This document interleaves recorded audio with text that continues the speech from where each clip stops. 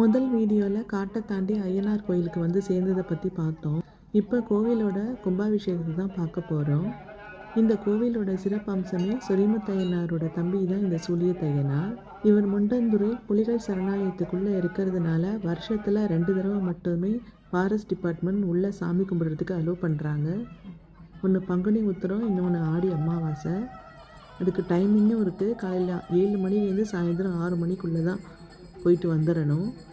6 மணிக்கு அப்புறம் அங்கே உள்ள காட்டாற்றுல மிருகங்கள் தண்ணி குடிக்க வர்றதுனால தான் இந்த ஏற்பாடு. இந்த கும்பாபிஷேகத்துக்கு தமிழகத்தில் உள்ள மூலை முடுக்கில் இருந்தெல்லாம் 2000க்கும் மேற்பட்ட ஃபேமிலிஸ் வந்திருந்தாங்க.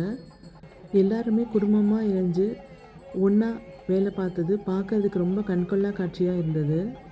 மந்திரங்கள் முழங்க கும்பத்தில் புனித நீரை ஊற்றின அந்த சமயம் கண்ணுக்கும் மனசுக்கும் ரொம்ப பெரிய பாக்கியமாக இருந்துச்சு. அது மட்டும் இல்லாமல் கோவிலில் சூலியத்தையனாரோட சேர்ந்து சொடலமுத்துசாமி, பேச்சியம்மன், சங்கிலி கருப்பு சாமி, இதை தாண்டி இன்னும் 2-3 சாமிகள்லாம் இருக்காங்க.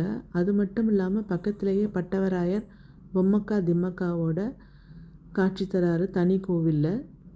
அப்புறம் அங்கே சமைக்கப்பட்ட உணவை பற்றி சொல்லியே ஆகணும்.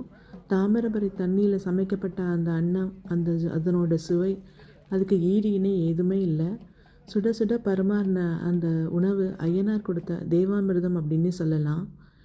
எத்தனையோ சோதனைகள், ஆபத்துகள் அத்தனையும் கடந்து ஐயனாரோட திருமுகம் காணும்போது நமக்கு கிடைக்கிற அந்த நிம்மதி அதை வார்த்தைகளால் சொல்ல முடியாது.